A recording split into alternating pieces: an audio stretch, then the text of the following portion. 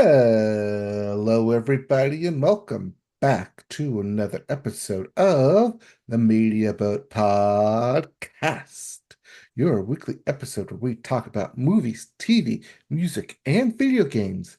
Not necessarily in that order. My name is Mike. His name is Matt. My name is Matt. His name is Mike. Thank you for joining us this week on the Media Boat Podcast. Today is December the 10th, 2024. I'm still a little under the weather if I sound a little funky, but should make a full recovery by next week's episode. Today is episode 465. We are 465 party guys. So yeah, let's get right into it, shall we? Yep. Let's get right into the music section. Start the music section with the Billboard. Start the Billboard with the Hot 100. Yep, And it's here. it's here. It's time.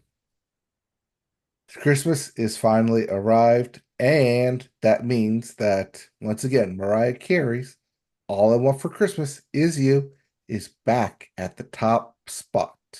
Yes. At number two is Rockin' Around the Christmas Tree by Brenda Lee. At four, Last Christmas by Wham and SZA. Wait, no, that's not right. I Uh, wish. at four is TV Off by Kendrick Lamar featuring Left Gunplay, that classic holiday song. Yeah. And rounding out your top five, Jingle Bell Rock by Bobby Helms. If I had to garner a guess, and that's only because we've been doing this for, I don't know, 10 years now, this top five's not going to change a whole lot for the next 3 weeks.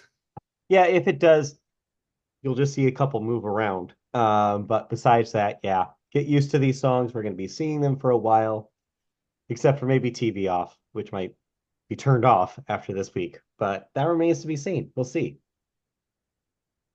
All right. Then let's go to the Billboards section. Your album chart, your Billboard 200, with number one. I guess we went back to number one here. The Tortured Poets Department by Taylor Swift. Yes, this is the doings of her Black But Friday release of the physical version of the anthology. So those anthology sales go to Tortured Poets numbers overall, and thus it was enough to make an impact to bring it back to number one. all right. And not because everyone did their Spotify and Wrapped and saw, oh yeah, Taylor Swift. Let's go back there. It could be a combination, but actually, I think we won't see that effect take until next week, I think, is how that math checks out. But I don't know. Regardless, it does seem like physical sales were the push here. Yes, and you could read the subtext into it of Taylor want to be back at number one because it dropped Kendrick Lamar's album from last week, number one, down to number two with GNX. Coming in at three, Wicked, the soundtrack by various artists. Coming in at four, The Party Never Ends by Juice WRLD. And running at your top five, Short and Sweet by Sabrina Carpenter. Real quick side note here.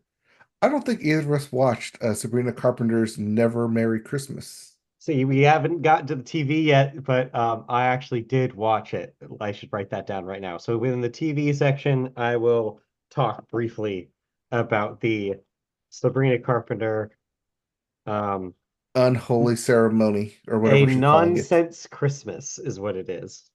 I like Unholy Ceremony better. Anyways, let's get into our new releases. We got two this week. One is The Night by Saint Etienne, and the second one is Missionary by Snoop Dogg. All right, That's just it. two. It's going to be a slow time for releases for the next few weeks. Yes, it will be. And a slow time for music news because Yeah. we're going to talk about Sean Carter today. With Sean Uh, Carter. well, Sean Carter, aka Jay-Z, Yeah. was accused Sunday in a civil lawsuit of um, sexual impropriety of a 13-year-old girl in 2000 with Sean Diddy Combs. Yeah. The lawsuit which was first filed back in October, had originally listed Combs as the defendant. It has since been refiled to name Carter as well. The accusation comes from an anonymous Jane Doe who claimed Combs and Carter uh, both had their way with her in 2000 after they had brought her to an MTV Music Video Awards after party.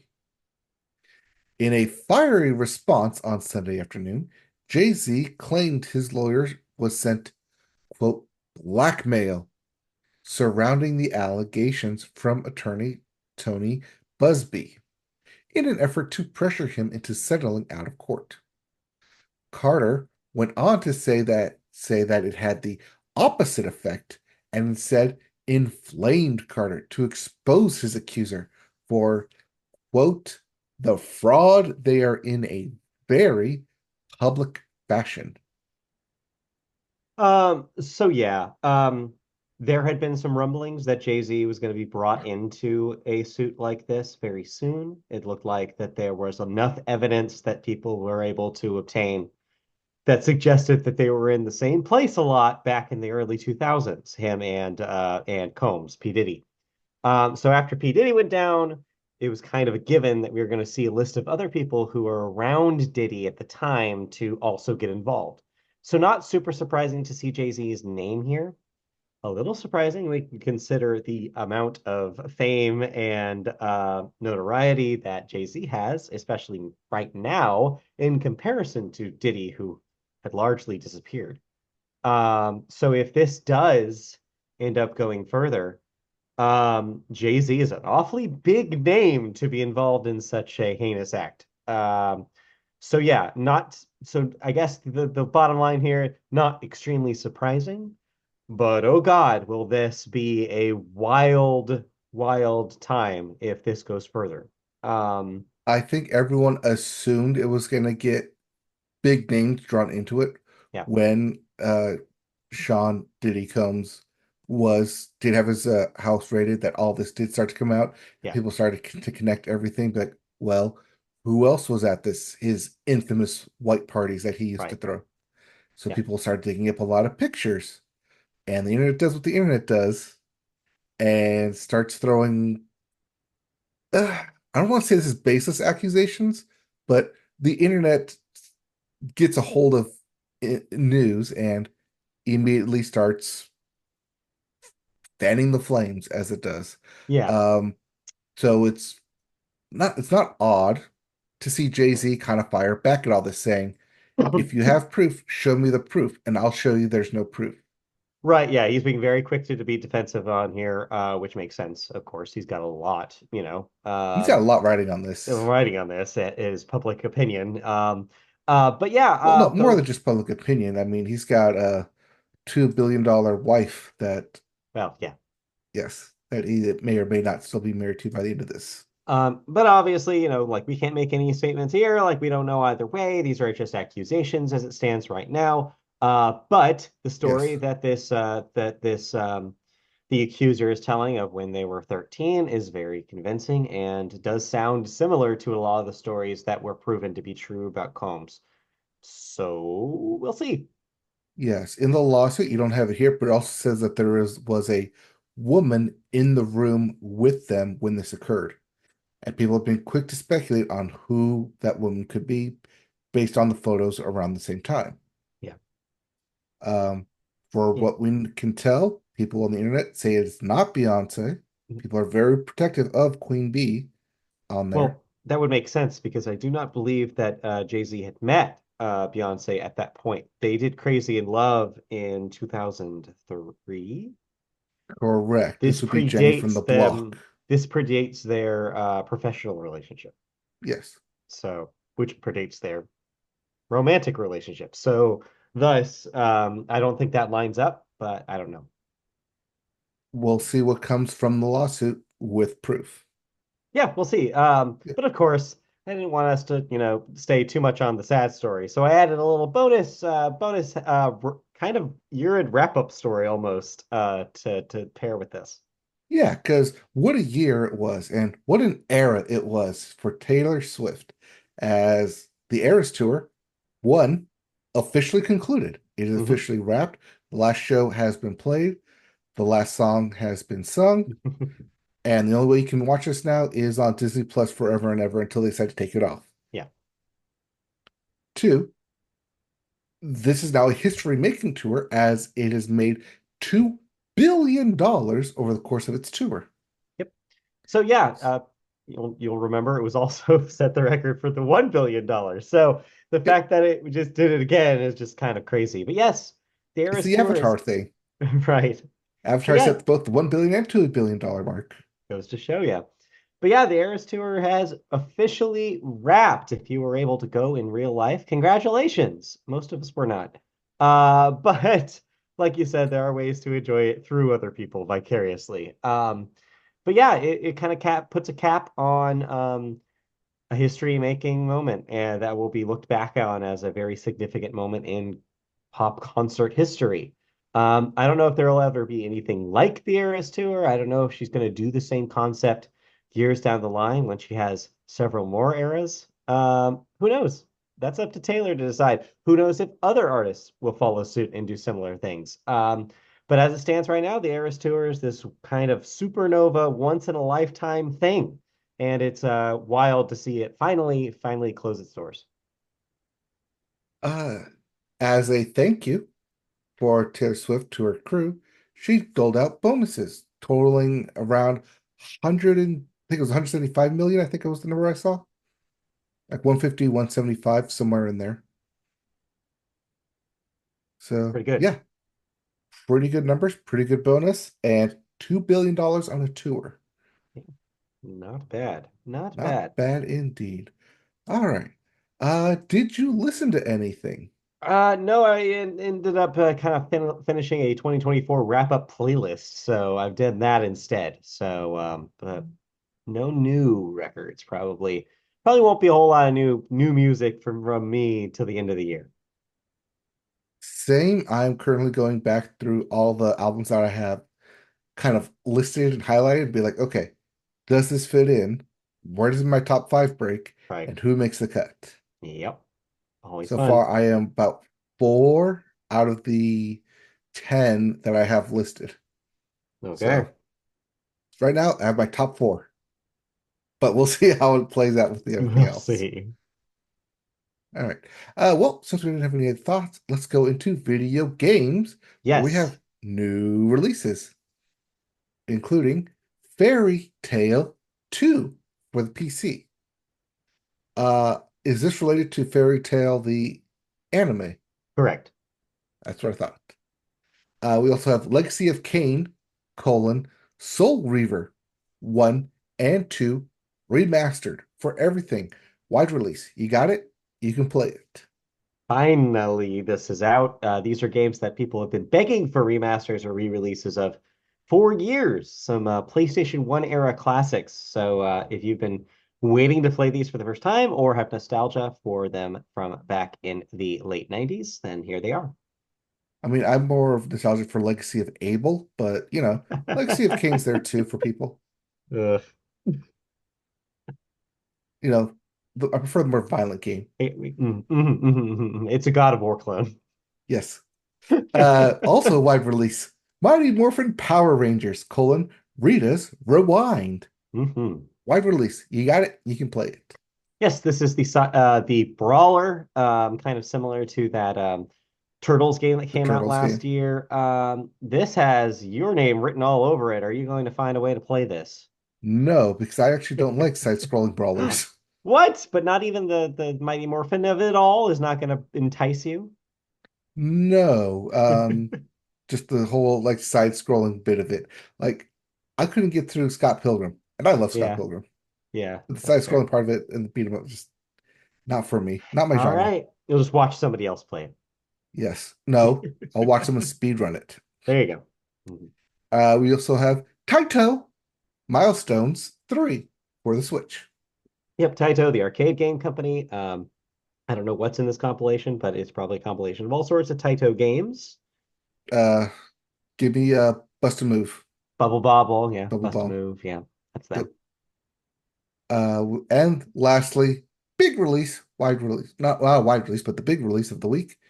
Indiana Jones and the Great Circle for the PC and the Xbox Series X. Yes, that is out proper last night, or yesterday.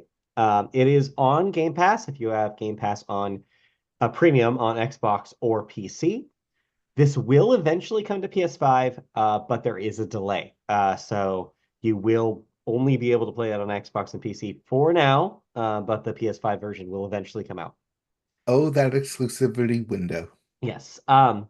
Side note, I did play this. I will talk about it a little in a moment. In about 2 minutes, because we gotta get through the story Right. first. Yeah, that's what I was gonna say. But yeah, so I will talk a little bit about my experience with Indiana Jones. I've only scratched the surface on that. But yeah. All right. Well, let's get into the video game news, and we're gonna go over to Lego and Fortnite, Yes. as Lego Fortnite is introducing a new social role play experience called Brick Life. So, launching in just 2 days from now, it will let users explore a Lego city, build homes, socialize, and work different jobs. According to Lego, quote, as you explore this bustling city with up to 31 other players, you'll find it's full of interesting locales to explore and landmarks to admire.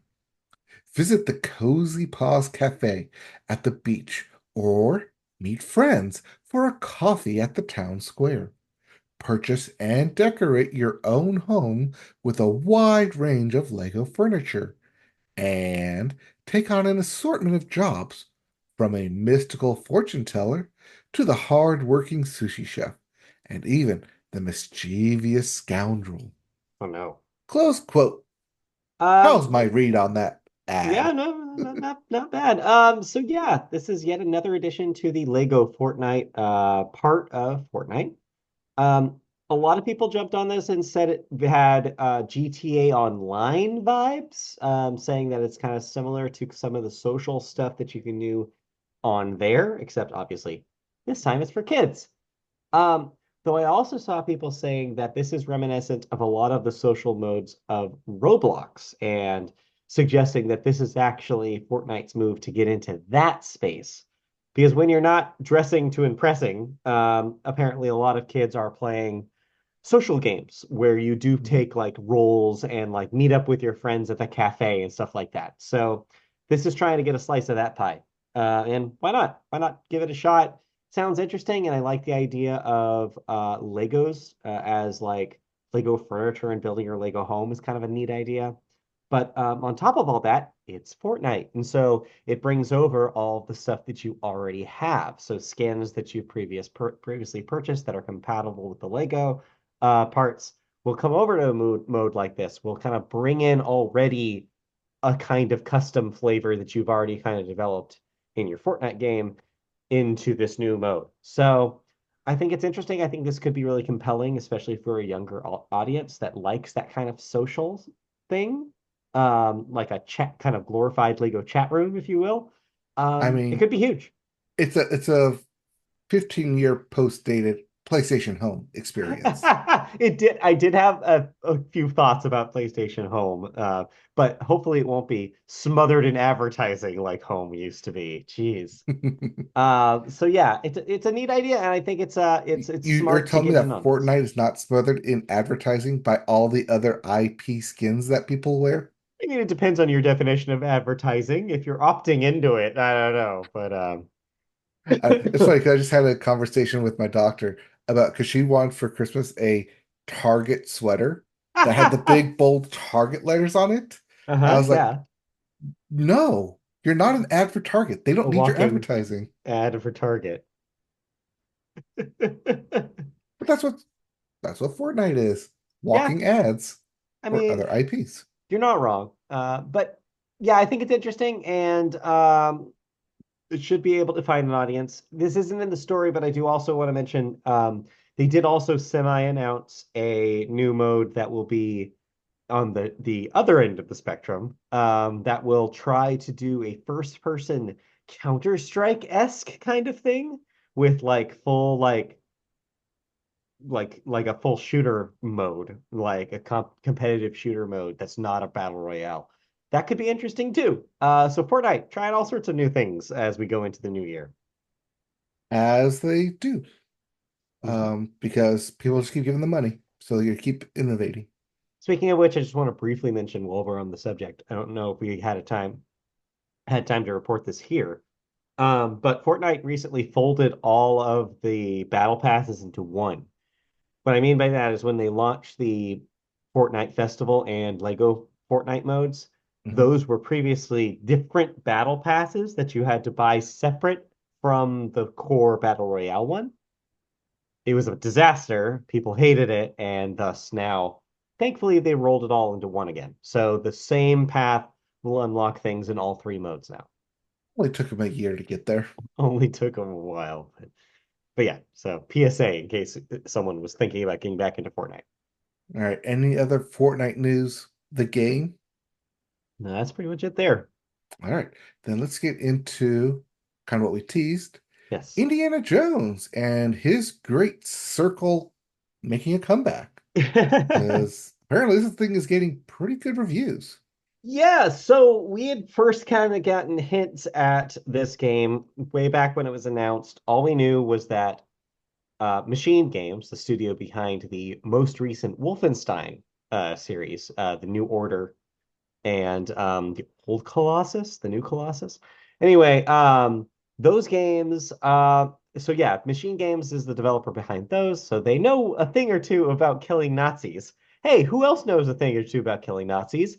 Indiana Jones. Wolfenstein.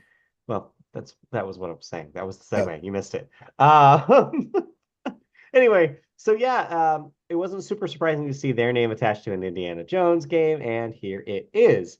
And yeah, unsurprisingly, it feels like a Machine Games game with the Indiana Jones trappings on top of it. It's both what I expected and also kind of not what I expected. It seems like that seems to be the vibe of all the reviews so far. Because when you think first person game, you have a very kind of now a very modern kind of expectation for it. You think it's like a shooter and you think there's going to be mostly shooting. It's going to be either completely open world or it's going to be corridor based. Like there's these things are pretty much, and there's going to be like missions and like things to, like you kind of get an idea in your head. The Indiana Jones game kind of doesn't do any of that besides having a first person perspective. It is an Indiana Jones simulator in the best possible way. It puts you in the shoes of Indiana Jones and kind of just lets you make decisions as Indy. So that could be solving puzzles. It could be in the way that combat works. You do have a gun, but it's not emphasized. Instead, what the game wants you to do is improv, just like Indy would in the movie. So if you see a dude sitting in his chair, unbeknownst to your arrival, you can grab a wine bottle and smack him upside the head with it. You can take a an ensconced torch off the wall and whack his noggin with that too. You can use your whip from a distance, kind of catch him off guard, like kind of whip his one of his feet, kind of put him on edge before you whack him. You can just use old-fashioned fisticuffs and beat him up. There's so many approaches to combat, and it's all based in that kind of improv on the fly, like how do I kind of scrappy kind of Indiana Jones style that he shows in the movie. And it elicits that kind of experience. It makes you feel like you're watching a action sequence from one of the films. It's pretty great. Then the flip side of that is the exploration and the puzzle solving. You do find yourself in a lot of Indiana Jones-esque situations where you're deep in caverns. The intro is actually a great adaptation of the classic throw me the idol, throw me the whip, the whole mhm. thing, swapping the idol with the bag of sand, like down to the moment is and it ends up being a dream sequence. It's very cute. But yeah, so it's Oh, very like spoilers. it's minor spoil. It's the first 10 minutes of the game. Yes. So yeah, it's like it's very this is a game that's very intent on giving you the Indiana Jones experience, like putting you in his shoes, giving you like that kind of power fantasy. It's very effective at it. The one thing I will say that people are catching on in the more like on the more negative side about is The enemies aren't the smartest. AI isn't brilliant. The guys will sometimes do the very video gamey thing of just stand there and let you hit them. There's a bit of a challenge to it, I will say. I've died quite a bit. Puzzle solving have been kind of up and down. I did kind of feel kind of smart from some of the puzzles, but if you're, a super puzzle expert and you're playing games like Lorelei and the Laser Eyes, well, this is not gonna challenge you. It's not that kind of game. But it's very much like, oh, I walked into this room and I put wine in this little bowl and it told me, oh, I need to assign two to this body part. And you go back into the main room and you assign two to that body part. It's very much like take little brief little notes. I do like how navigation works in here. It's not very HUD intensive. So instead of having a objective marker on the screen all the time, you do as Indiana Jones would have to do, bring up a physical map in the game, and it'll show while the map is up where you're going. And as soon as you put it away, it disappears. So it's up to you to remember where more or less you were going, unless you just want to walk around like a dummy and have the map in front of you the whole time, which the game does let you do.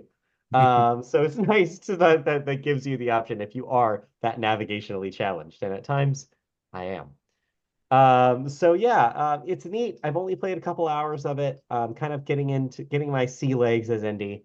But it's got the trappings of Indiana Jones. It's got the personality. It's got the humor. I've already met like a handful of characters that seem real charming and fun. And yeah, well, I'm interested to see as the journey continues to see what happens. All right. Now, coming from like Uncharted and Lara Croft, Tomb Raider, kind of to follow in kind of those steps, except being a first person instead of third person. There's a lot of similarities to the Uncharted games already, I've noticed. Less emphasis on combat, like I mentioned. A lot more you can do with it, a lot more stealthy. You are not just shooting dudes in the head the entire game like you are in an Uncharted game. Mhm. However, the moments where Uncharted slows down, Indiana Jones kind of is that same kind of vibe, with the puzzle solving, with the exploration, with the kind of story moments, the character-based story moments. It does follow in that kind of mode. But don't expect a whole lot of action here. It's in short little bursts, and the game discourages you from going in, you know, gunfire crazy because you only have so many bullets in that one revolver that the game gives you. All right. So How's the stamina? Is it? I've seen a lot of people complain about that. It's too low, that runs out too quickly.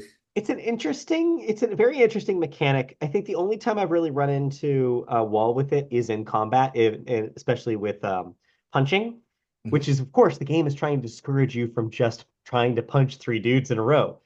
No person would be alive at the end of that, and neither is Indiana Jones. He is not Superman, is the thing I think the game wants to tell you, is that yeah, he can do quite impressive feats. But ultimately, he is the guy that instead of fighting that guy with a sword, just shot him point blank. That is Indiana Jones. He is not invincible, and he knows this. So the stamina, I think, is there to remind you. I didn't have any problems with it with like jumping or recovering or swimming or anything like that, where the stamina bar also comes into play. I will mention that the game kind of sees that coming though, and does have some fail safes for both health and for stamina. There are things there are items in the world that you can eat to kind of bolster yourself before something happens. And so there are stamina increasing fruit that you can eat that will put like little lines over your stamina bars that will give you basically another pass on that line. So if you are somebody who wants to go into a combat encounter without worrying about your stamina too much, just eat a bunch of fruit first. The game does account for that. But again, doesn't really want you to do that. It wants you to try all sorts of different things. It wants you to take breathers. It wants you to be creative with the combat. All right. Well, just like in real life, you should eat your fruit. You should. Yeah, it's a good All right. lesson. uh, Anything else for Indiana Jones? I'm gonna play more of it. Sounds I'm kind gonna of see. fun. Yeah, it's pretty From fun. the cutscenes I've seen, I'm like, oh, it's a pretty good game. I've seen a couple of people play. First Yeah, person's kind of thrown me off a bit, yeah, but you know, like you said, I think Wolfenstein is also first yes, person. So, yes.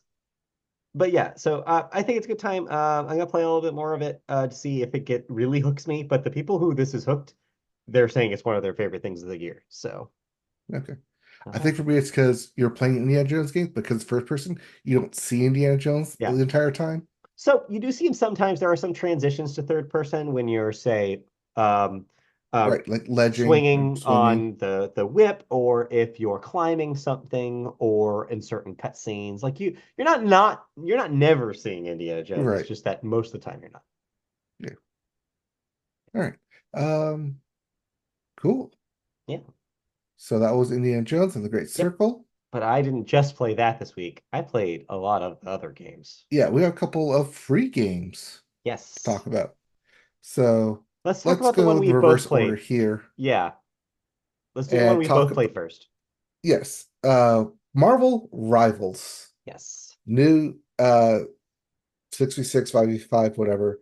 Uh shooter, beat 'em up, fighting game, whatever it is. Uh It's a shooter. from Marvel. It's a team-based shooter. It's a team-based shooter, but some people are But like, there are you have melee your characters. I see. melees. Yeah. Yeah. Overwatch, but Marvel-fied. That's really, yeah, that's really the lead not to be buried here is that this is straight up, hey, what if Overwatch, but you played as the Marvel superheroes? Yeah. Um, you got your classics in here: Spider-Man, Iron Man, Scarlet Witch, Hulk, Venom, uh, your Guardians of the Galaxy are in here too. You got your X-Men in here too. Wolverine, Cyclops, Sock, Snow. So it runs a good gamut in here of Marvel's heroes and villains, like Magneto's in here as well. So you never feel like you're pinned down to one character. I think this is what 20 different characters on It's launch, with 20 to more 30, yeah, coming. somewhere in that 20 to 30 range. And yeah, as you would think, more are probably on the way because there's probably a lot of people who are like, where's my favorite? And their favorite is probably coming soon. If one of your favorites not in this initial roster, you have a uh very niche character in mind. That being said, Because even characters like Hela's in here, Doctor Strange yeah, is in here. So like the people from the Marvel Cinematic Universe, and even some of their skins, outfits that you can buy, are also translated into this game as well. yeah, I was gonna say, like, speaking of niche, there's some niche choices here, actually. There are the bigger names that you would expect, but there are also some ones that I wasn't familiar with at all. Was it Squirrel Girl? No, I know about Squirrel Girl. Okay. Christy told me all about Squirrel Girl. She's a fan. Yeah, she's very fun to play with. And control in the game. Yeah. Ha ha ha. Ha ha. But yeah, lots of different characters to choose from. But yeah, overall, it plays like Overwatch. It plays kind of like, well, not really League of Legends, but yeah, No. uh, to an Yeah, so extent. if you've ever played Overwatch, you kind of you'll pick it up right away. I ended up jumping straight into the tutorial because I was like, I kind of remember the basics here, but I don't want to go in and flail and not help my team. So I'm gonna try to learn absorb as much as I can about how this game works first. But the tutorial is the most dry ass thing. It's basically just like, all right, move around. Okay, this is how you shoot. Okay, this is how you heal. And I'm like, okay. Not a whole lot of thought or story into it.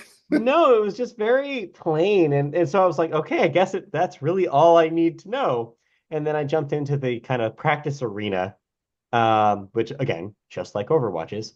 And you were able to kind of swap between the heroes and see how all the heroes work out. And I just kind of played around in there until I kind of had an idea about what I liked. Turns out I like long range, like shooting based characters, and Okay. I like being able to escape very quickly. So I quickly landed on Psylocke, and she rules. Um, but anyway, yeah, and I jumped in a few matches after that with Psylocke, and I had a great time actually. My first round, I got 12 kills before I died for the first time.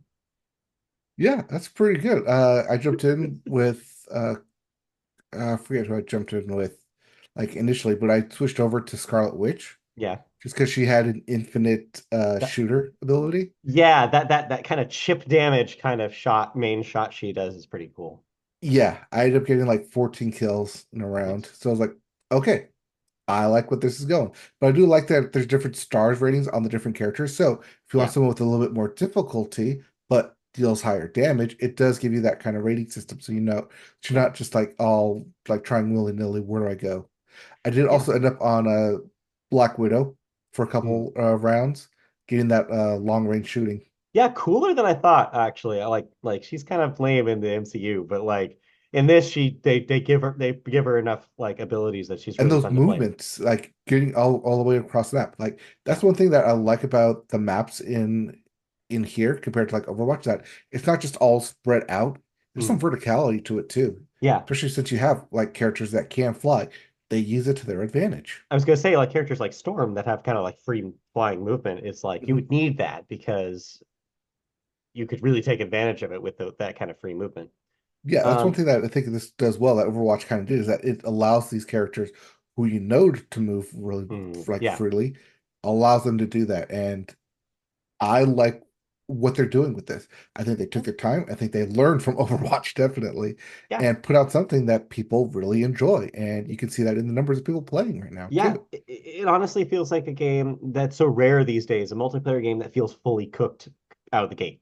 It doesn't feel like it's going to break at any second.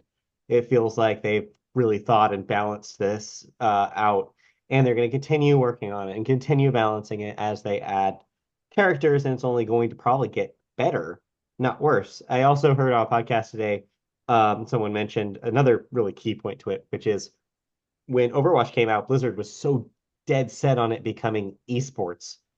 This is not the case for Marvel Rivals, and so you can kind of get that this idea is like, no, they don't want you to take it that seriously. Like it's a fun multiplayer game. It's not sports, and I think that also helps kind of and the game's atmosphere be a little bit more easygoing and less stressful. Like you're not trying to be the best person in the room. You're just having a good time with your pals. Or you just have a good time with your character or with like Right. your favorite hero that you want to play with. Yeah. There is a section for tournaments, which they are going to Yes. open up next week as I see the clock continually tick down on it. But Yeah. at least that gives people a week to play around, Yeah. figure out their characters, figure out their mains and their sides. Yeah. It was a good experience, especially for me who is not has not always had the best experience with these kind of multiplayer games. So the fact that I was able to go in, have a good time with it, and come out on the other end being like pretty positive on it is a rave review, honestly, for me. So Mhm. if you are somebody who actually likes that kind of thing, you're probably gonna have so much fun with this. And the fact that it's free to play with basically no barrier, um, just go in and have fun. Like there's battle pass, there's gonna be stuff that you can get by paying for it. Obviously, this is what this game is. I'll talk a little bit more about microtransactions in a bit. But yeah, so like this is definitely that game. But you can play as pretty much anybody and do anything you'd want to do for free out the gate, which is something that's crazy to say. And you cannot say about Overwatch. So that's pretty cool. And the fact that they're Marvel heroes that people know about for the most part. And you can play a Spider-Man out the gate. Is he really, really hard to play? Yes. But it doesn't keep you from playing, like not just jumping in and playing Spider-Man. So okay, cool. More power to you. So yeah, it's gonna be a huge game. It's already big, but I think it's just gonna snowball bigger and bigger as this thing continues. Especially as they tie into the movies, because right out the gate Yes. they added the Iron Man skin from Endgame, and Yeah. people were like, "Oh my God, that's amazing! I want this." They added uh the Scarlet Witch outfit from Multiverse of Madness, and people were like, I love that outfit. I want it. Yeah. It's how you get people to spend money and buy the skins because you're giving the people what they want, which is connected to the bigger Marvel universe. Yeah. So yeah, NetEase nailed it. I think this is exactly what this game should be. And it's only going to get better. Yep. Now, after I was done playing Marvel Rivals for about an hour or two, I Yes. jumped into another free game. Okay. And you probably jumped into this game and stayed in this game. Oh yeah, I live there now. You can find me in you can find me in Mirrorland, actually. I'm a stylist full time. You can just ask me anything. Ask me anything about Infinity, Nikki. I would, except I kind of got lost in Infinity Nikki. I don't blame you. It's very easy to get lost. Well, it's not So that I got lost. It's that it wanted me to go to the Fountain of Heart or the Heart Fountain or whatever. yeah, uh-huh. Yes. So the radial menu, hold down the top left, the left bumper. You go all the right. That's where you go. It wants you to activate the sketch, is basically so that way you can build it.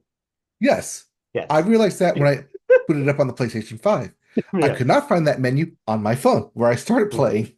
Yeah, I don't So I recommend playing it was on phone. so for a while I was on my phone, I was just running around collecting everything. I was Yeah. doing all the time trials, and I think that's the great thing about Infinity Nikki is that you can completely ignore Yeah. the main quest and just do whatever. So yeah. It helps that you unlock more outfits if you Yeah. can follow the main quest, at least for a while. Yeah. But Yeah. once you get certain outfits, then you can just do whatever you want. Like Yeah. you can just go around and pet all the animals if you want. So yeah, You can we're go gonna around and you can yeah. uh fish if you want. There's a lot more outfits that you can go around and do and unlock, Yes. but you can also like completely ignore it and just go exploring, which is what I did. And I ended up like far up in the mountains somehow. But yeah, anyway, we're getting way ahead of Oh yes. we need to introduce what this is first. What Yes, we're so talking about is Infinity Infinity Nikki, Nikki. which is a game that came out this week. It is as a part of the Nikki franchise, which I briefly talked about earlier in this year when I talked about how I jumped back into Shining Nikki, which is one of the mobile games that's just about the dress up competitions. That is just a dress up game. And guess what? The entirety of the dress up mechanic and dress up battle mechanic from Shining Nikki is whole cloth inside Infinity Nikki. They're not playing around by calling this game Infinity Nikki. That's where it starts. It is also, on top of that, a fully open world, like Genshin Impact style gotcha game. So, like you said, you can go and explore pretty much anywhere without level gating. I'll get to some level gating in a moment. But Mhm. for the most part, exploration, fishing, grooming the animals that you find, grabbing every item in sight, you could pretty much just do any of that anytime. And it's massive. Like, it's to the point where I kind of don't even know where to start with talking about this game because of how many different things are in it. I guess the basic kind of boilerplate explanation for what this thing is it is you take Genshin Impact, you take the RPG out of it, put instead a combat system based on the Shining Nikki dress up combat, and then add in all sorts of different inspirations from other games. So there are times where this game feels like a collective like a collecting platformer, like a Mario Odyssey. There's a lot of going around the world and finding these whim stars that are activated in similar ways to the moons in Odyssey. For example, oh, there's this one that's like I have to find a star icon on a mural in front of me, and that will give me the whim star. Or another one where, oh, this whim star activated a bunch of smaller stars in a series of platforms. If I get all of these, I get the real whim star at the end. Or just there's a really high tower and I got to figure out how to get up there so I can get the Whim Star. So it's got Mario Odyssey style collection in here. It also has Animal Crossing style bug catching and fishing, and even down the line, like house decoration like Mhm. stuff. I'm not there yet. Believe it or not, even though I played like 30, 40 hours of this, I still have not gotten to that point yet. There's still more that I haven't even seen. Well, that's why I Uh, stopped at those two because like yeah. well, I figured like because after the next one, the fourth outfit unlocks more of like the game and like Mm, more of the level up part is like okay, like that's specific over here, but it's gonna be used down the line. yeah. So that's why I stopped there. But yeah, So it's it's those two pieces plus this dress up combat thing, which, if for the uninitiated, basically think about if Pokemon trainers, but instead of Pokemon, articles of clothing was your Pokemon. And what I mean by that is is the way you do battle, quote unquote, with another stylist, as they're called in the world, is you put on an outfit that has a certain amount of points that are designated depending on what kind of style the goal of the battle is. For example, elegant. If they decide, oh, this is elegant style battle, you have to wear all of your clothes that have the highest score in elegant. So you'll have a score in elegant and fresh and cool and sexy, etc. And like the most elegant clothes will win that battle, and all those scores of each individual garment will add up to one total outfit score. It's a bit like the Pokemon beauty contests. Yeah, it's similar to that kind of thing. Um, so yeah, it's so there that's another element to it. So it's all of these plus an overarching story that connects all of these things, where you're finding out about a mysterious something is causing people to fall in comas throughout Mirrorland, and you're trying to figure out what causes the comas. And as you do more exploration and meet more people, you find out, oh, there's something about these wishes. There's a certain kind of wish bottle that's being misused potentially, that's making people fall into these comas. And so, in a Genshin Impact style way, you are unraveling this story as you continue doing quests around these cities that you end up doing, like that are connected by the exploration parts. So, and of course, the more you play, the more you'll Mhm. unlock more of these quests, and the more quests you do, the more you level up. The more you level up, the more stuff you get, etc., etc., etc. So it's like three different games in one at the end of the day. And all you have to do all of the different things to get to the thing. Oh yeah, and it's also gotcha. I want to talk briefly about this part because I think it can be really intimidating if you're just looking at it from the outside because you're like, wait a minute, do I need to spend money to get clothes? Like, am I going to hit a wall where I go into like a story mission and they do a clothes check on me? Well, the answer is yes. And thankfully, no, you don't have to buy clothes. There are other ways to obtain clothes. There's crafting by getting stuff in the world where you can create clothes based on sketches that you find. There's also clothes just lying around in the exploration and treasure chests every once in a while that you can just get. Mhm. Clothes are often rewards for quests as well. So you'll kind of just end up into outfits at a certain point once you've done that. But there is gacha, and it is identical to the gacha system in Genshin Impact, where there are banners, there are seasonal banners for like with a certain month, and a permanent banner that's always there if you want to just focus on that.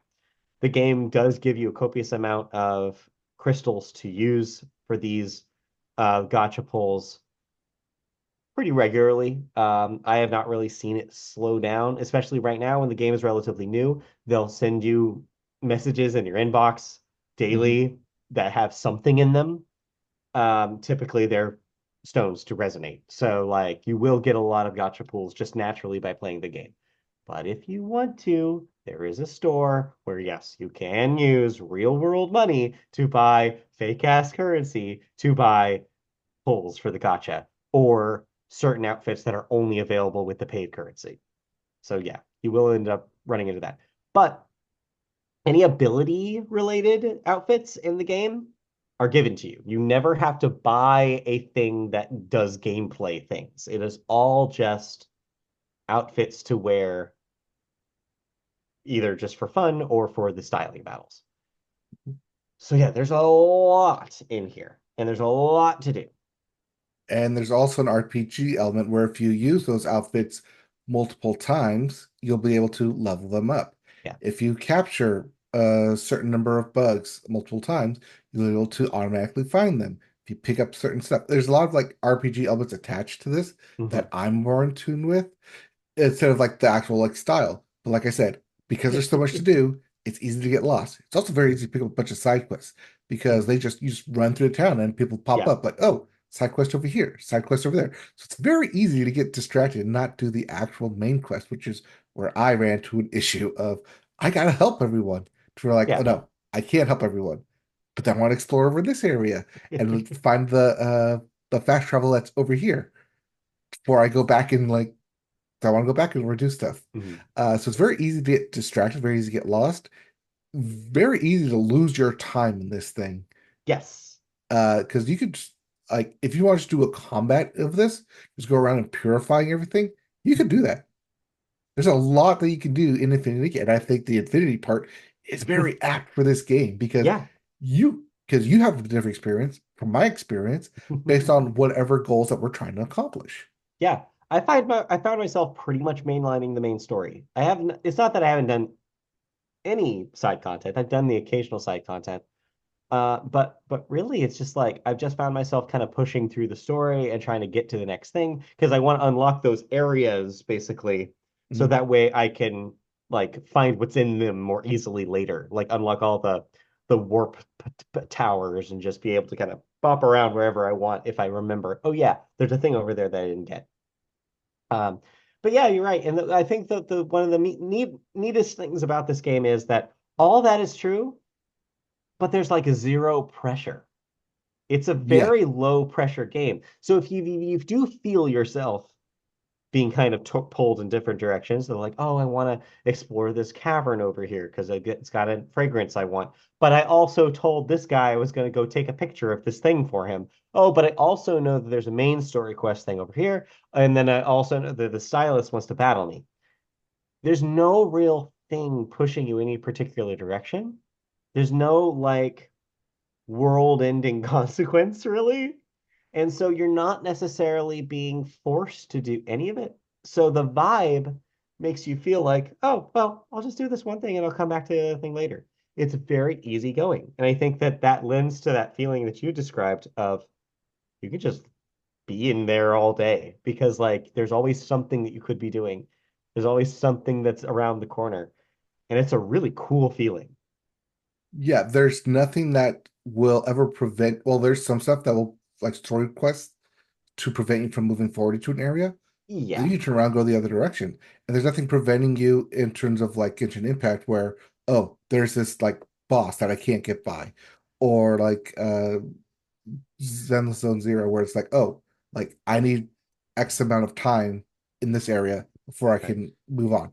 There's very low maintenance of this game. Yeah. So far, and I only say so far because this is the first week, and down the line, eventually everybody will end up hitting the gotcha wall, as it's called. But I hit it way faster with Zenless Zone Zero earlier this year than I have here with Nikki. And so Yeah, that's a good feeling. And I haven't really seen anybody complaining about that yet. But I have a feeling that just with enough time, all of these games end up there. But and I think we even said this with Zenless Zone Zero earlier in the year, which is if in 3 months we are still talking about this, it has passed a test that even Zenless Zone Zero failed. Because yeah. looking back at that conversation, it didn't pass that test for me. I didn't go back. Nope. Even Honkai Star Rail also failed that test. Yeah, That's the reason why when we mention this, we bring up Genshin Impact because yeah. that passed the test. That keeps people coming back. People, not me, but Yes. people in general. But the last thing I'll say about Nikki is, yeah, all that is true, and that's really really cool. But I think the thing about Nikki that I think people are overlooking is how accessible this is for people who don't play these kinds of games. It is going to bring a whole new audience to video games in a lot of ways. It is very very like It's low accessible. entry, barrier of entry. It's Yeah. free. One, it's free. Basically no barrier of entry. And Yep. like I said, there is gotcha, but it does not like whack it like it does not it tries to bury it in I think a very surprising way. Where yeah, it just kind of early in that game, it's like, I don't know, look in that window. What's in there, Nikki? And it's the resonance, it's the gotcha pull, but it doesn't Mhm. tell you how it works. So I feel like so many people are just gonna see that and be like, huh, and then just back out. Yep. Yeah, I think it's almost built that way because they don't want to necessarily advertise that that's what's the beating heart kind of under the monster until later once you kind of found that out yourself, where you're just like, oh, well, I guess this is what this is. Um, so that's number one. It's accessible because you can kind of just go in and not spend anything.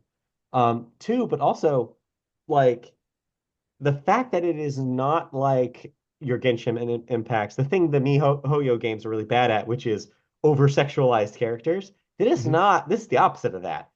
The 90% of what you can wear in this game is very pretty and frilly, and it's very not male gazy. I saw somebody suggest that this is the pretty much the only female gaze got like open world game that has ever existed. I'm like, yeah, I guess it kind of is, isn't it? Well, even like all the characters in the town folk just Yeah. walking around, they all look stylish. Yeah. I'm Well, yeah. impressed.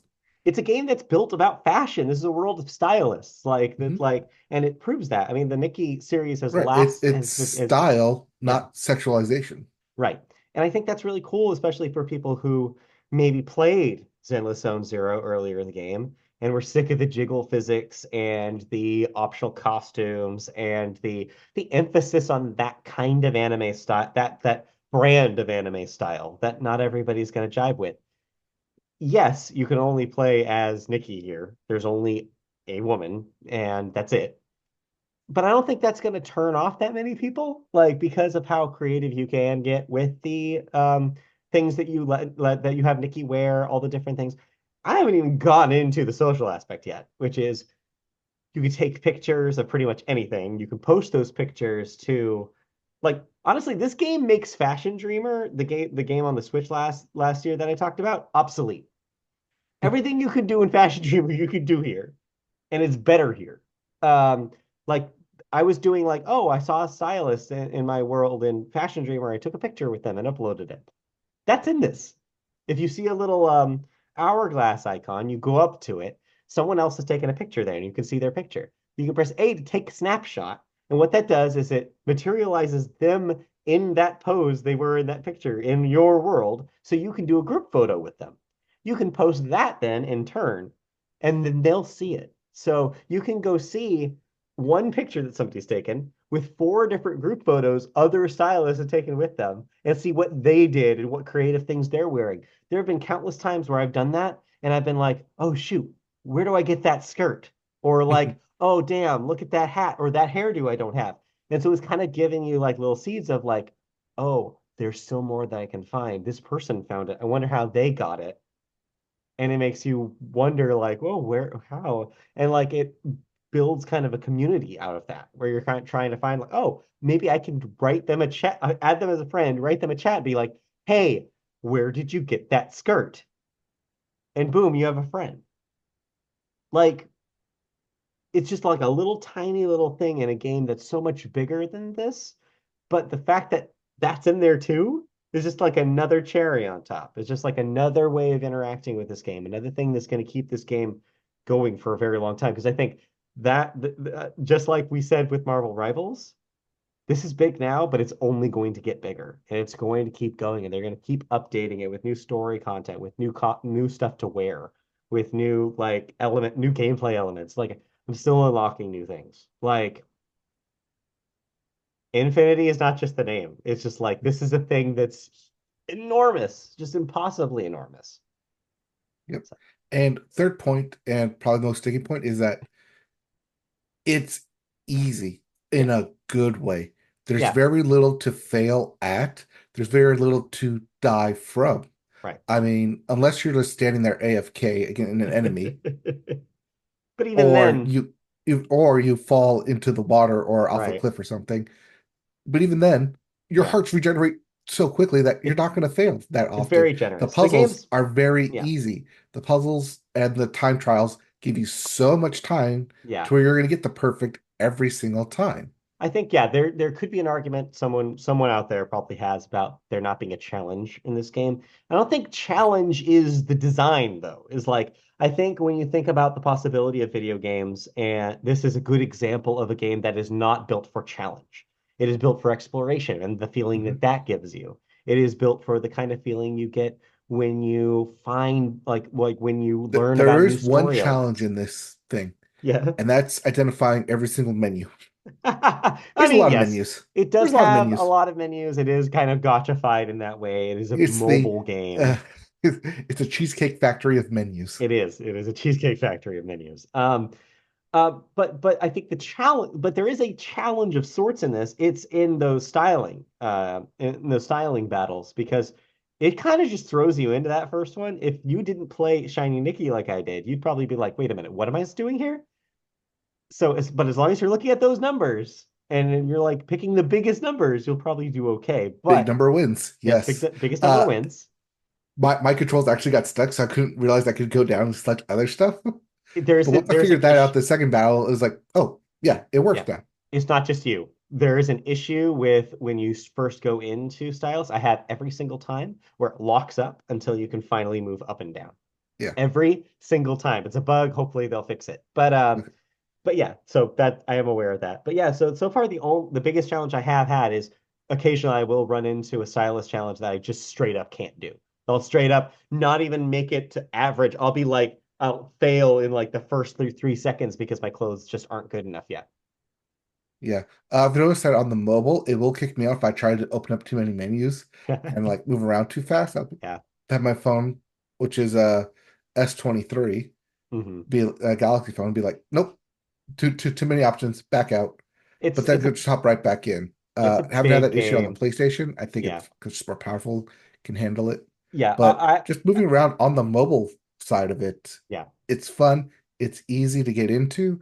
And like I said, because there's very low stakes, I am like Genshin Impact where if I jumped in on my mobile phone and be like, oh, battle, battle, battle. Okay, that's too much for me. I could see myself just wandering around, Hmm. not even following the missions, just what's over here, what's over there. Like you said, the exploration. Yeah. Yeah. I played all so far. I've spent most of my time split between the PS5 and the PC. I've not played this mobile yet. I feel like the exploration and combat is enough of a challenge that I don't want to play this on a phone. Like, Hmm. I feel like it's enough of a controller experience to me where I want that kind of finesse to it. But yeah, if you're doing more of the exploration, maybe if you're doing more of like the menu stuff, if you want to just do your dailies like per se, then maybe a phone is a way to tackle it. But it seems like the game is big enough where I do think it warrants a controller. Yeah, but like if you're trying to basically farm some items, mobile's very easy to do Yeah. so. And it does kind of where I'm at right now, they're introducing a lot of those mobile friendly mechanics right now. I just Mhm. got a thing that lets you basically just auto grind in the background crafting items, Oh, that's which what I need. I just unlocked that, and I'm just like, to me, I'm somebody who's like, I'm never gonna do this, but I imagined you when it came up. I Yep, was like, oh, but there are people who are going to do this. yep. They're out there. It's just Just not. set it up and let it do its own thing. Yeah, exactly. So that stuff's all there. It's just that I think it does a really good job of dipping in and out as the game continues. The more you get deeper into it, and the more you're gonna want shortcuts like that. All right. So if you're listening to this and you've gotten to this point by now, if we haven't sold you on Infinity Nikki, let me just remind you, it's free. Yeah, So you can download it. Well, it's free on PlayStation and mobile and PC. So you can download it, you can play it. If you don't want it, if you jump off, that's perfectly fine. It's yeah. a free game, I hope, but you're probably gonna get hooked. yeah. I do hope that people aren't turned off by the gotchaness of it. I do, of course, every time we talk about these, I have to say, like, if you are somebody who easily falls into those gotcha holes and spend way more money than you need, avoid at all costs because it is still that game. If you are someone with an addictive, like, personality that is going to easily fall into, like, that kind of thing, this is just one of those. And even though it does obfuscate it a little bit better than, like, Genshin Impact does, it also has a thing at the top of the store that says budget wisely. It knows what it Hmm. is. And so, yes, let that be a warning to you. And yes, should we have a larger conversation about just how much gambling has permeated video games and how much every video game is just gambling now? Yeah, we probably do need to have that conversation as an industry and figure out why it has to be this way. Well, we got to talk about sports gambling before we get to video Yeah, game gambling, but right, exactly. It's a wider societal conversation we need to have about gambling. But that said, I think there are also conversations that Infinity Nikki can start that I think are good for the industry, like kind of people that this lets play video games, the kind of different experience you're having this, where it's not based on this constant need for this aggressive challenge. It offers so much. It's a perfect example of where we've gotten with video games, where you can make something that is for all audiences and it is just as deep and rewarding of an experience as your hardcore video game. Like, we're there. Like, this proves that we're there. And I think that's cool. It sucks that it has to be attached to the gambling mechanic to exist. But as we say here at the Media Boat Podcast, it's a It's a business. business. But anyway, And with that, yeah, with that that, is Infinity Nikki, that's Media Infinity Boat Nikki. Podcast Game of the Year. Don't jump the gun. I also You're played right. more Astrobot last week, right before Nikki unlocked. I was playing Astrobot on the PS5 as I was waiting for that counter to go down. Hmm. And damn, Astrobot's still great. I went and Yeah, it cleaned is. up a bunch of bots I hadn't gotten. Oh, I just yeah. kept playing. We're gonna have a talk. We're Oh gonna my have a talk in a God. couple of weeks here. So I don't know, man. This is gonna be an impossible year. Like, there's too many games. There's too many great games this year. Yep. Anyway, Anyways, you've been putting this off of yes. talking about Balatro. Speaking of great games this year. So yeah, I've been And putting we're it off running out because of time here. I know, we're cooking here, but I'll just be brief about Balatro. I still need to play more of it. I do really like it. I've put in a few more hours of it since I last talked about it.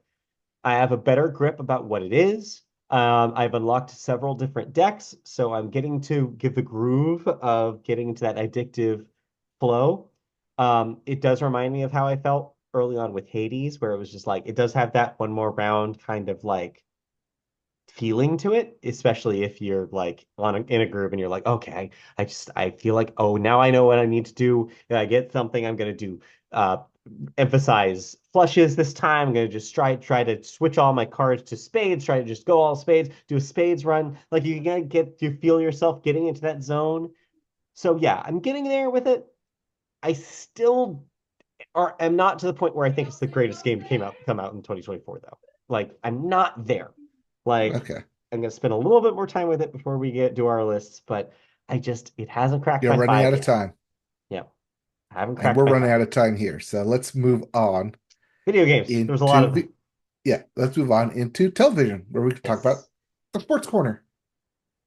We're just gonna blast through the sports news right here. Caitlin Clark officially named Times Athlete of the Year. Suck Yeah. it, Kelsey and Mahomes.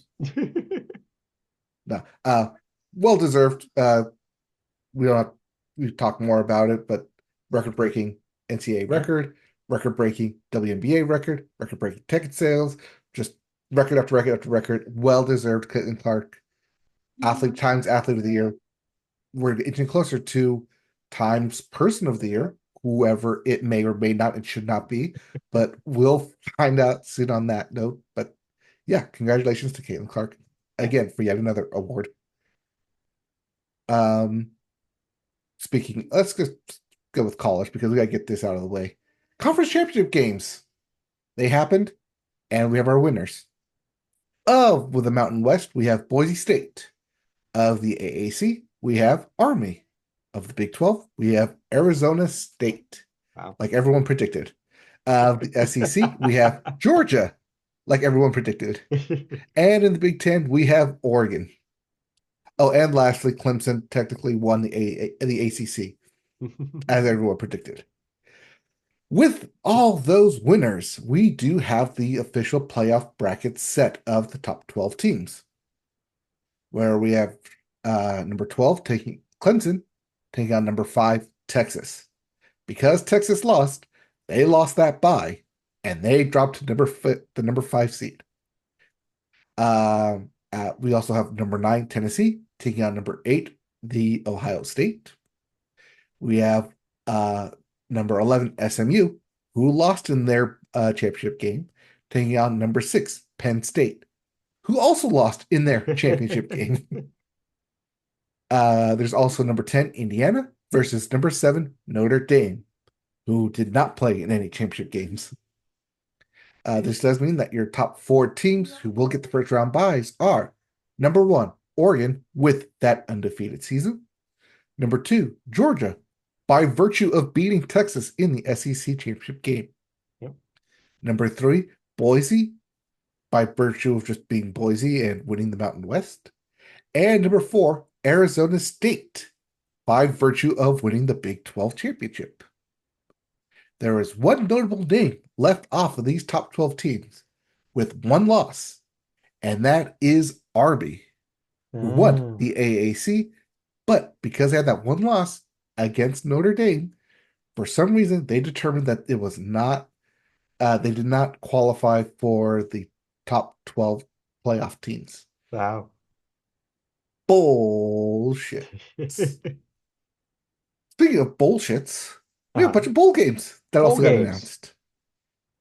Um, don't need to run through all of them. They'll be take place between this upcoming weekend, the December 14th, all the way through January 4th. Every week we'll get a different bowl game with a bunch of fun bowl game names, including Scooter's Coffee, Frisco Bowl, the Art of Sport LA Bowl, the Staff DNA Cure Bowl, Uh-huh.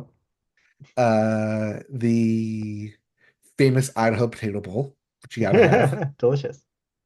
the Game Above Sports Bowl, What?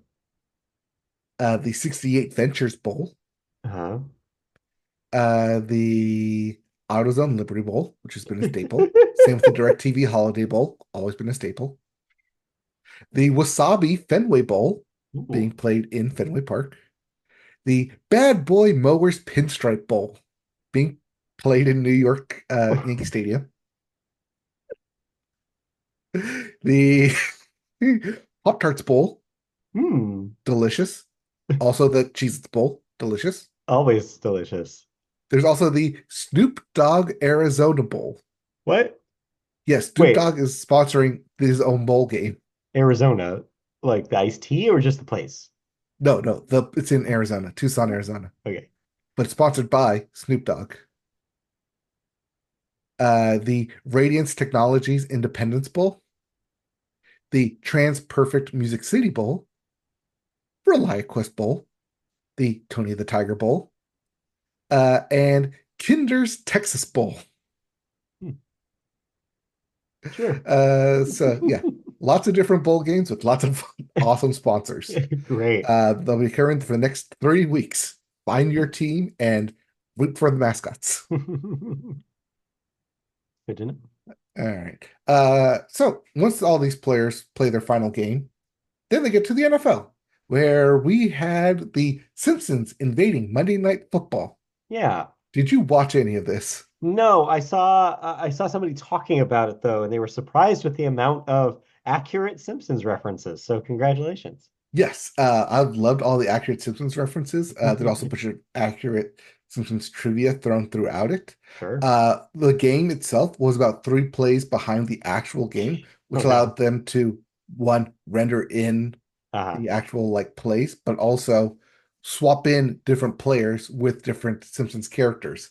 So, for instance, instead of Joe Burrow throwing a touchdown to Jamar Chase, it was Bart Simpson throwing a touchdown to Ralph Wiggum, Sure.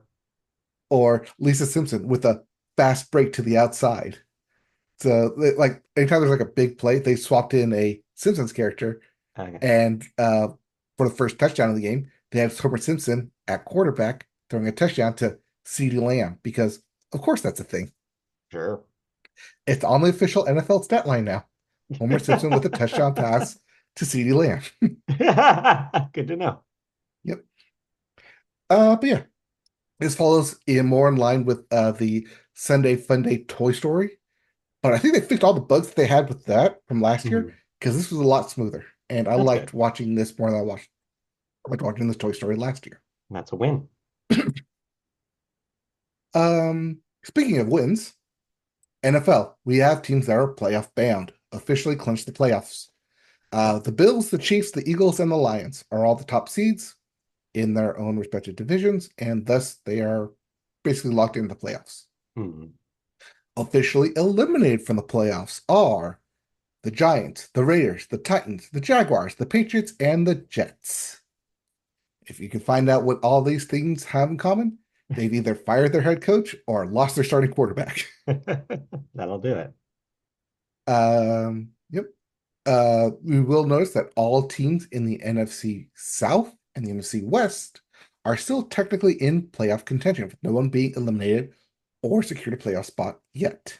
Okay. That either means they're both really competitive or they both suck. Dealer's choice. All right. Let's go into dealer's choice, where Juan Soto made a choice Yes, finally. and finally made a choice. We finally know where he's going to play. He signed a $765 million contract with New York. Not that New York. Right. Not with the Yankees, where he just played and won a World Series ring. No, he's going across town. I was going Yep. to say the Bay there, but no, the No. town to New York Mets. Yes, that $765 million 15-year deal is now the new biggest deal in sports. Yes, just eclipsing last year's Shohei Ohtani of $700 million. Yes.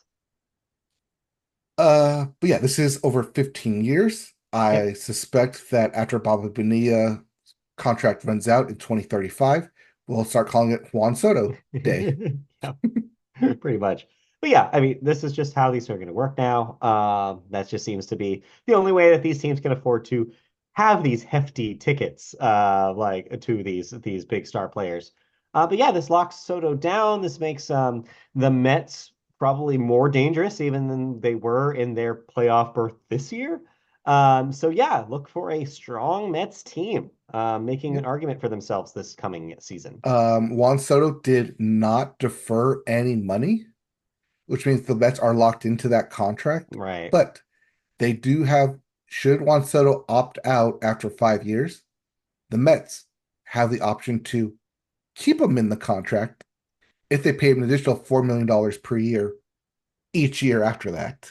So this could get, even though it's 670 or 765 right now, It could it go up. could balloon up to $800 million when all is said Right. and done.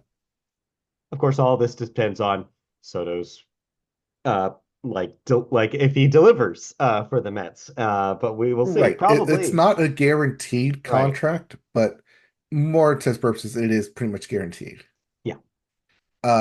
Just fun fact, Juan Soto rejected a deal with the Nationals Yeah. back in 2022 for $440 million. I mean, So, let's 2 years, basically doubled it. let's be real. He made the right choice. Turns out he did bet on himself, and he is Yeah. him. Yes. Turns out. All right. Let's see here. Anything else in MLB? Let's go to NBA. Real briefly, I think the draft lottery we now know our picks, our number of picks. I got an email that says the Angels have the number 2 pick in the first round. Oh, okay. Yeah, for the first time in Wait, franchise history, actually. we're that high up. Yeah,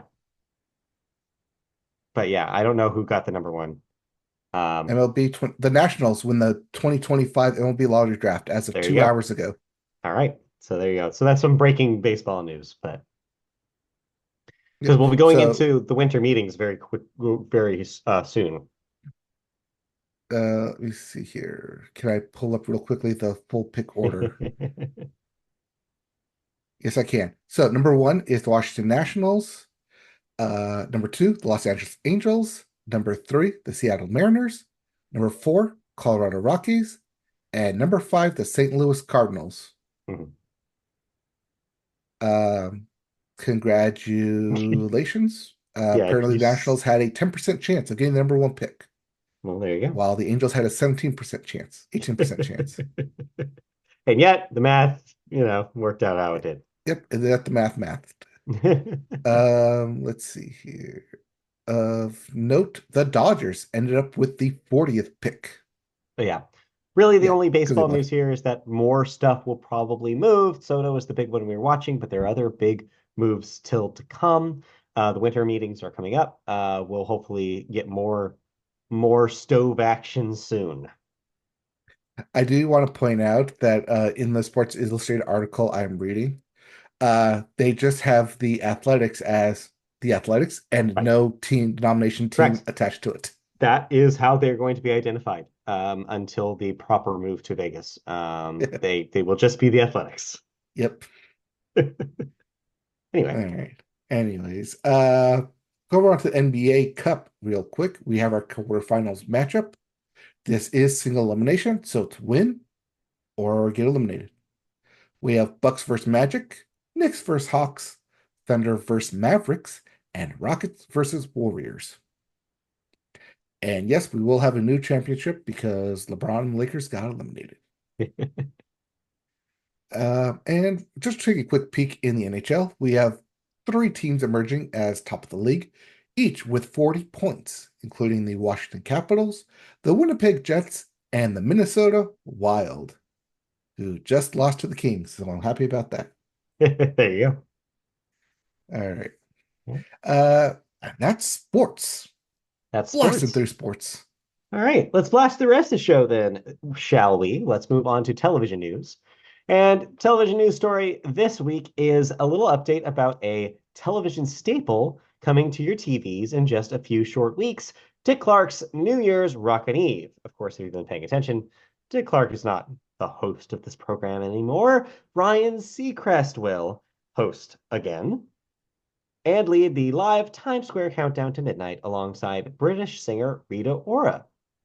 Dayanara Torres will return as a co-host in Puerto Rico, with Luis Fonsi performing there.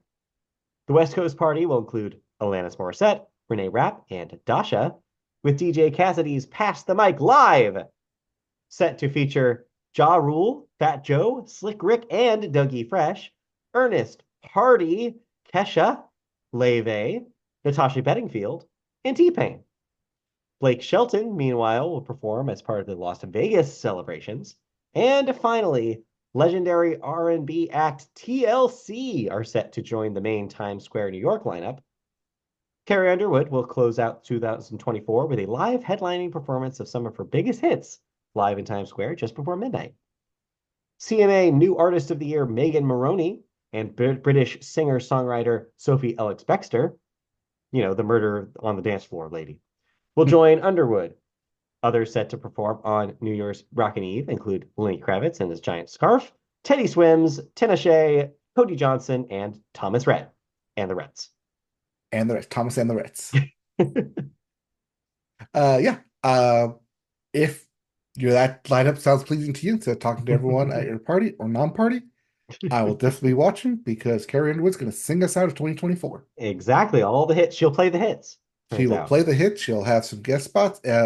Do have to listen to Ryan Seacrest talk Yeah. through the top 10 countdown. Yeah. But with Carrie Underwood closing out 2024 does mean she's probably going to sing All I'm Saying coming in to 2025. And that sounds nice to me. All playing Zion. That's what I said. All I'm saying. That's what you I've said. only ever seen it written. No one's ever said it to me. It's the lyrics in the song. Never mind. Um, we watched a couple things. I'll just be really brief about mine. Sabrina Carpenter, as you said at the top of the show, has a Christmas special, and I watched it last night. It was called A Nonsense Christmas. It's on Netflix. Yeah, it's what you expect. It's very similar to the Casey Musgraves thing, down to the like artifice of we're making a special, like behind the Uh, scenes peak stuff is very much that.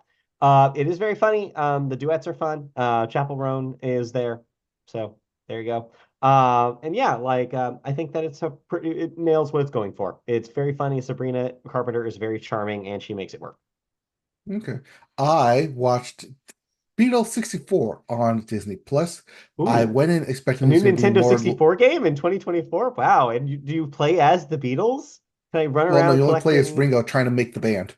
Oh, I was gonna say you're collecting music notes as George or something. But Well, no, sorry. see, the goal is to get the band to the Ed Sullivan show so they can Mhm. perform in Right. 1964. Sorry. Yes, not Beatles 64 as in Nintendo 64. Beatles the year 1964. Sorry, Sorry. Yes. Beatles apostrophe 64 as it's Yes. written out.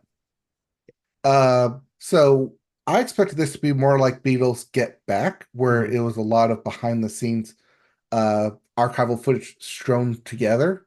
to make this documentary. I know. But no, it's a full-on documentary. They have not only like older documentary clips, but some newer stuff as well of both Ringo and Paul, who are still alive, Hmm. sitting down and talking about it, as well also going through one of the Beatles museums about their trip to the US in 1964 and basically the Beatlemania that surrounded it, uh, everything that led up to them performing on the Ed Sullivan Show, and kind of the aftermath of it, the fallout from it, as well as the different songs that they performed and covered throughout their time in the US.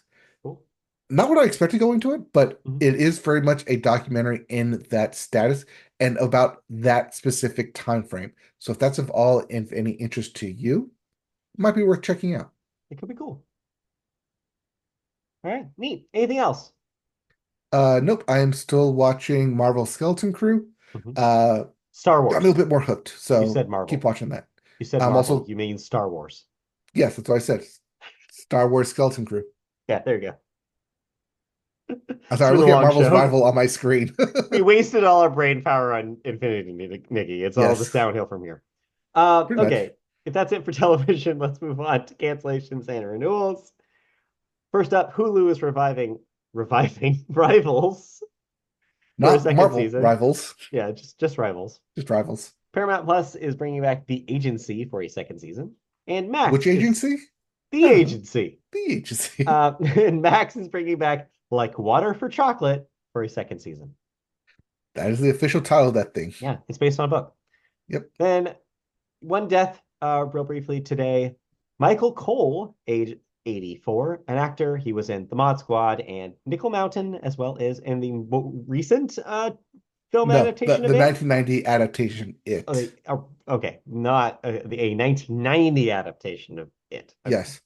Also, this is Michael Cole, the actor, the Mhm. one who starred in the Mod Squad, not Michael Cole, the WWE announcer, which is Got what it. I thought it was Different, until I read more different into person. it. All right. Two different people. Got it. All right. Lastly, we'll go into the movie segment, our final segment of the show. And we always start that segment with the weekend box office numbers. Your number one movie is still Moana 2, following its record-setting first weekend with a second week pretty respectable of $51 million. That's at 300 and even 300 domestic right now. Number two, Wicked with another 36 million. That's just above it at 322 million domestic so far. Number three, Gladiator 2 with $12 million this week. That's at 132.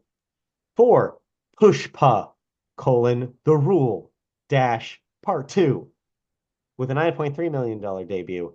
What is this? I don't know. Okay. All right. Gonna have to push the pod and find out. And then rounding out your top five, Red One, still there, $7 million this week. That's at 85. It will probably not make 100. Looks like Bollywood. Okay, got it. Bollywood. But yeah, Red One will probably not, will crawl to 100 maybe, but probably not. So Probably not, but that's above. might. I mean, if The Rock has anything to say about it, he's gonna Yeah, push it to 100. maybe so. But this week, though, it doesn't matter. No one's seeing that because instead you have two movies releases that are already tracking to do very low numbers. First up, Uh, this is the anime Lord of the Rings, right? This is an anime adaptation of Lord of the yes, Rings the called The animated War of the adaptation. Rohirrim. That Yes. is out in limited, a kind of not super wide release, but I guess wide enough that we're talking about it here. Yeah, it's Lord of the Yeah, Rings. yeah, sure. And To be then, fair, we talked about Night Bitch last week and it went zero. yeah, no one watched Night Pitch. And also, no one is going to see Craven the Hunter, the next in the line of Sony pushing out anything real vaguely related to Venomverse, Spider-Man. yes, Spider-Man villain I movies. just saw a number suggesting that this is tracking right now between 15 and 18 in its debut, which will be lower than Madam Web at the beginning of the year, if you can believe Where this. are all the Aaron Taylor Johnson stands? He is shirtless in half of this movie, I Yeah, assume. they're not here. They're not interested, turns out. That's your new releases this week. You have to wait till next week for the big ones. Sorry. Yep, because the following week will be the pre-Christmas Yes, release. pre-Christmas week. But in the meantime, let's talk about Award season. It is upon us, and we have the Gotham Awards starting the yearly shindig. Mhm. A Different Man took home top honors of Best Feature at this year's Gotham Awards. Meanwhile, Sing Sing swept the acting categories, with Coleman Domingo winning Best Lead Performance and Clarence Macklin for Best Supporting. This marks the second year that the annual ceremony, hosted by the Gotham Film and Media Institute, removed a budget cap of $35 million for eligible films. Past winners of the Gotham's top prize have included Spotlight in 2015, Moonlight in 2016, and Everything Everywhere All at Once in 2022, all of which went on to win the Best Picture prize at the Oscars. Other notable winners include All We Imagine as Light, which won this year's Best International Feature, No Other Land, which won Best Documentary, His Three Daughters for Best Screenplay, and Ramel Ross for Best Director of Nickel Boys. The film A Different Man is the Sebastian Stan film where he gets plastic surgery on his face, but then meets someone who has the same disease Hmm. and owns it. And it basically, like, you can change your. The moral of the story is you can change your outside, but you can't change your inside. I just saved you 2 hours. But hey, if you want to see Sebastian Stan act his ass off, A Different Man All is right. there. Something to keep your eye on if you're looking at early awards favorites. Yes. And we're looking specifically at the Gotham Awards and not the Golden Globes that were just announced. Right, those nominees Those were are nominated. out. Those nominees are out now, but they're the Golden Globes, so make me Yep, which care. is I was gonna cover them in the TV, but I was like, wait, we don't cover Golden Globes here. I mean, well, that was back when they were ran by a scummy organization. They're ran by a much less scummy organization now, so like, I don't know, So we can when it comes reconsider. around to Yeah, big broadcast, we'll talk about we them. can But yeah, reconsider. those awards, those nominations are out Yes, now, are out. and All those right. cover both TV and film. And surely under consideration for some Golden Globes are two of the films that you caught up on this week. Let's talk about them. All right, I'm gonna do some quick catch up here because we are so early over time Yeah, here. we are over time. But I did watch two films, one on Peacock, the sequel to the 1996 Twisters film starring Mhm. Helen Hunt called Twisters, Yes. with Glenn Powell in his dashingly lead role and talking about weather and getting sexy for weather. If you Yes. thought if you thought Challengers was sexy for There tennis, Twisters is sexy for weather you go. and just all the hot, melty, dynamic disaster of a movie it is. Uh, it was fun. I had a good time watching this. Okay. It's on Peacock now if you want to kick back at home and watch it. But yeah, I can see why it kept making money after money, week after week. It's been for like what, $250 million at the Yeah. box Yeah. office on like Not such a bad. tiny shoestring budget, but it's a fun disaster movie. I mean, more so than like the San Andreas films that we did get of 10 years ago. Yeah. Uh, that is definitely a shot at The Rock. You're welcome. But I had a lot of fun watching this, a lot of fun learning about the weather science in this. It's just an overall fun movie. I had a good time watching this that I was like, yeah, bring back good disaster movies, Cool. which Yeah. means, of course, we're going to get a string of terrible disaster movies coming up Oh, next. obviously, that's what happens every time. Yeah. Just like I assume we're going to get a string of direct to sequels with the success of Moana 2 here. Mm-hmm.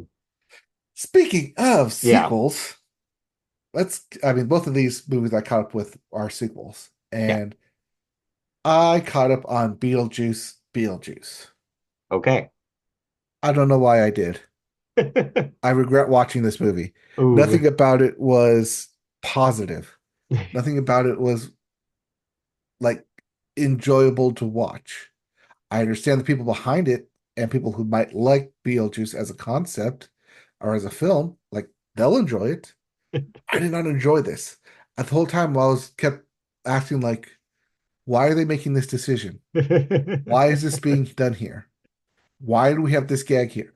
By the time they got to the end and the climactic showdown, I was completely forgot the motive of what the villain was even after. Yeah. Besides, I'm trying to get to Beetlejuice. But why? Do I care? Why Yeah. not just let them have them? Like, what's the harm in I You was can like, have let them win. I really don't care at this point. Like, them. you give me no reason to suggest that Beetlejuice is a fun character to have around in this scenario. Right. Why not let the villain win here? Because surely that is the better option than having Michael Keaton run around in this ridiculous getup. Oh. I just hated every character in this thing. I regret watching this. Do not waste your time on this. Okay, I won't. Thank you. All right. With that, I think we can wrap it up then. Think so. Yeah, that'll do it for the Media Boat podcast this week. Thank you so much, everyone, for joining us as we careen into holiday season as we speak. We're just careening. I don't know if you can tell. We'll be back next week for another episode. If you want to see us in video form, go to YouTube, search Media Boat Podcast there, find our channel, like, subscribe, click the bell for notifications when new videos go live. You can also find us in audio form on podcast services such as Apple Play, iHeartRadio, and Spotify, even. Maybe we were on your Wrapped. I don't know. So yeah, check us out there by searching Media Boat Podcast on any of those major platforms. You can also find us on the internet, all sorts of places. We're on MediaBoatPodcast.com, where you can find an archive of our shows. You can also find us on social media platforms like Blue Sky, where you can search Media Boat Podcast and find us. You can also find us on twitch.tv/MediaBoat, where Mike occasionally plays video games. And you can also find us on, or if ask us questions, if you have comments, feedback about the show, anything of the sort, you can email us mediaboatpodcast@gmail.com, and we'll read your email here on the show. So that'll do it for this week. We'll be back next week, as you say, for a Christmas. Actually, We had we'll two have two more. pre-Christmas episodes. We'll have a Christmas Eve episode this year, actually, which is fun. Yeah. So yes, and that means yes, our lists are coming. Hold your horses because by next week we will tell you when you will get our podcast where we talk about our top 5 things of each category of the show. So hold your horses, wait for it. It's coming. It's coming. It'll be here. But yes, more next week. Yep. We'll be back next week with a regular episode with more news, more thoughts, and more of us. Okay, Yeah. bye.